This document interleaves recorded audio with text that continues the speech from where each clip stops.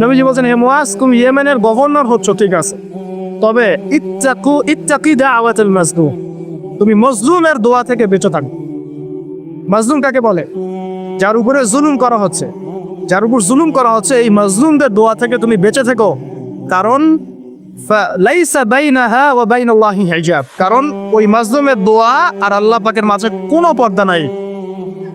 কথা কি বুঝতে পারছেন? মাজলুমের দোয়া আল্লাহ পাকের মাঝখানে কোনো পর্দা নাই। যদি আপনি কারো প্রতি জুলুম করেন আর সে যদি হাত তুলে বলে, আল্লাহ অমুক নেতা আমার উপর জুলুম করেছে, আপনি শেষ।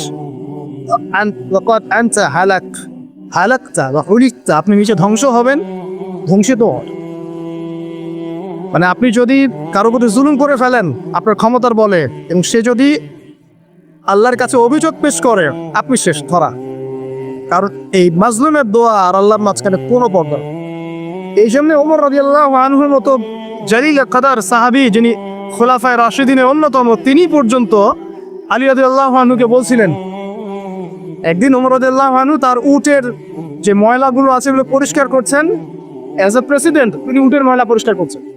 তখন আলী রাদিয়াল্লাহু আনহু দেখে বলছেন, ইয়া আমিরুল মুমিনিন, আপনি পরবর্তী খলিফাদের জন্য কত কঠিন দায়িত্ব ছেড়ে যাচ্ছে। তখন তিনি বলছেন, ইয়া আবুল হাসান ওয়ালা তালুমুনি, হে আবুল হাসান, আমাকে তুমি এভাবে বেশি প্রশংসা করে আমাকে ধ্বংস করো না।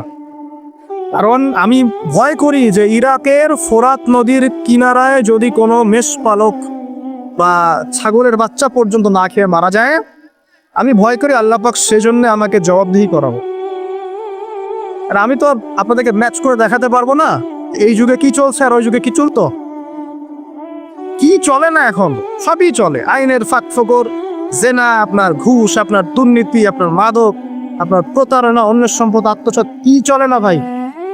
এবং এগুলোতে চলে, এই চলাগুলোকে আমরা স্বাভাবিকভাবে নিয়ে নিয়েছি। মানে এগুলো হয়, ঘুষ দিতে হয়, দুর্নীতি করতে হয়, ওকে 10 টাকা খাওয়াতে হয়, তাকে 5 টাকা, তাকে 2 টাকা, কমন ট্রেন্ড আমাদের কাছে। শুধু একটা মৃত্যু বাকি আছে, তাহলে কবরে যান, দেখবেন একটা দিনের হিসাব কেমন করে দেওয়া লাগে, এক একটা মাজলুমের কান্নার হিসাব কেমন করে দেওয়া লাগে।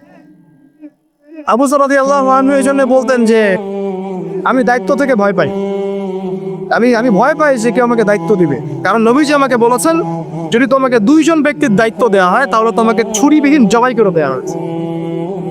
আর আমরা এখন দায়িত্ব নেওয়ার জন্য মুখিয়ে থাকি, আমাকে দেন, আমি ভালো, ও খারাপ, আমি ভালো। দায়িত্বর যখন হিসেব বুঝিয়ে দেওয়া লাগবে আল্লাহর কাছে, তখন আপনি কান্না করতে করতে শেষ হয়ে যাবেন। বিশ্বাস হচ্ছে না?